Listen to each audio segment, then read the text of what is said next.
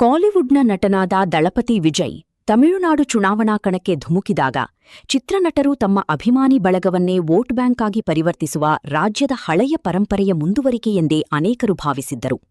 ಆದರೆ ಚುನಾವಣಾ ಫಲಿತಾಂಶದ ಬಳಿಕ ವಿಜಯ್ ನೇತೃತ್ವದ ವೆಟ್ರಿ ಕಳಗಂ ಟಿವಿಕೆ ಅತಿದೊಡ್ಡ ಪಕ್ಷವಾಗಿ ಹೊರಹೊಮ್ಮುವ ಮೂಲಕ ಎಲ್ಲರ ಲೆಕ್ಕಾಚಾರಗಳನ್ನು ತಲೆಕೆಳಗೆ ಮಾಡಿದೆ. ಎಂಜಿಆರ್ ಮತ್ತು ಜಯಲಲಿತಾ ಅಂತಹ ದಿಗ್ಗಜರು ಮುಖ್ಯಮಂತ್ರಿಗಳಾಗಿ ಆಡಳಿತ ನಡೆಸಿದ ಇತಿಹಾಸವಿರುವ ಈ ನೆಲದಲ್ಲಿ ಕಮಲ್ ಹಾಸನ್ ಮತ್ತು ರಜನಿಕಾಂತ್ ಅಂತಹ ಸೂಪರ್ ಸ್ಟಾರ್ಗಳು ರಾಜಕೀಯವಾಗಿ ನೆಲೆಕಂಡುಕೊಳ್ಳಲು ವಿಫಲರಾಗಿದ್ದರು. ಆದರೆ ವಿಜಯ್ ಮಾತ್ರ 49 ವರ್ಷಗಳ ಇತಿಹಾಸದಲ್ಲಿ ಎಂಜಿಆರ್ ನಂತರ ನೇರವಾಗಿ ಮುಖ್ಯಮಂತ್ರಿ ಪಟ್ಟದತ್ತ ಹೆಜ್ಜೆ ಹಾಕುತ್ತಿರುವ ಮೊದಲ ನಟ ಎಂಬ ಹೆಗ್ಗಳಿಕೆಗೆ ಪಾತ್ರರಾಗಿದ್ದಾರೆ.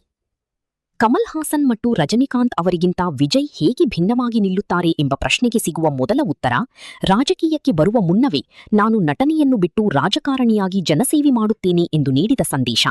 ಈ ಮೂಲಕ ವಿಜಯ್ ತಮ್ಮ ಬದ್ಧತೆಯನ್ನು ಪ್ರದರ್ಶಿಸಿದ್ದರು. ಇದು ಜನರಲ್ಲಿ ವಿಶ್ವಾಸ ಮೂಡಿಸಿತು. 30 ವರ್ಷಗಳ ವೃತ್ತಿಜೀವನ ಮತ್ತು 70 ಸಿನಿಮಾಗಳ ಯಶಸ್ಸನ್ನು ಪಣಕ್ಕಿಟ್ಟು ಅವರು ಕಣಕ್ಕಿಳಿದಿದ್ದು ಮತದಾರರ ಮೇಲೆ ಪ್ರಭಾವ ಬೀರಿದೆ. ರಜನಿಕಾಂತ್ ರಾಜಕೀಯ ಪ್ರವೇಶದ ಬಗ್ಗೆ ದಶಕಗಳ ಕಾಲ ಸತಾಯಿಸಿ ಕೊನೆಗೆ ಹಿಂದೆ ಸರಿದಿದ್ದರು. ಕಮಲ್ ಹಾಸನ್ ಅವರ ಮಕ್ಕಳ ನಿಧಿ ಮಯ್ಯಂ ನಗರ ಪ್ರದೇಶಗಳಿಗೆ ಮಾತ್ರ ಸೀಮಿತವಾಗಿ ಅಂತಿಮವಾಗಿ ಡಿಎಂಕೆ ಬೆಂಬಲದೊಂದಿಗೆ ರಾಜ್ಯಸಭೆ ಸೇರುವ ಮೂಲಕ ತನ್ನ ಅಸ್ತಿತ್ವ ಕಳೆದುಕೊಂಡಿತು. ಆದರೆ ವಿಜಯ್ ವಿಷಯದಲ್ಲಿ ಇದು ಸಂಭವಿಸಲಿಲ್ಲ. ವಿಜಯ್ ಅವರ 85,000ಕ್ಕೂ ಹೆಚ್ಚು ಅಭಿಮಾನಿ ಸಂಘಗಳ ಜಾಲ ಈ ಗೆಲುವಿನಲ್ಲಿ ಪ್ರಮುಖ ಪಾತ್ರ ವಹಿಸಿವೆ.